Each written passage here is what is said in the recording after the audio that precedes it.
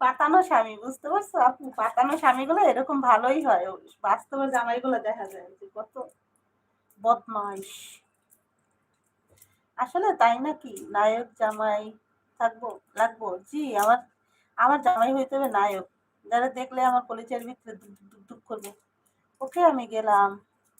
আর রয়, রয় সবার মাঝখানে পড়ে যায়। ছোট বউ কিউট আমার। এনাবি আপু, রাত্রে কয়টা বাজে তোমার লাইভে? কয়টা বাজে লাইভে আসবে ঠিকঠাক মতো বলো, আমি সবার আগে তোমার লাইভে আসবো। কলিজার ভাই, আসবো 8:30টার দিক দিয়া।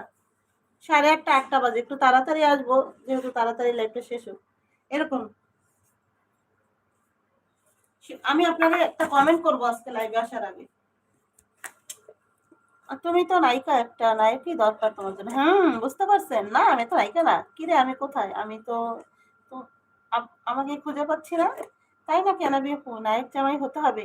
না, নায়ক না, অনেক চরিত্রবান হইতে হবে। দুশ্চরিত্র না, যে যারে তারে দেখবেই আর তারে ভালো লাগবে, তারে সুন্দরী বলবে, তারে কিউটি বলবে। আমার হাজবেন্ড হইতে হবে যে শুধু আমি কালো হই, ভালো হই, আমার নিয়েই পড়ে থাকবে, একান্তই আমার নিয়ে পড়ে থাকবে। ওর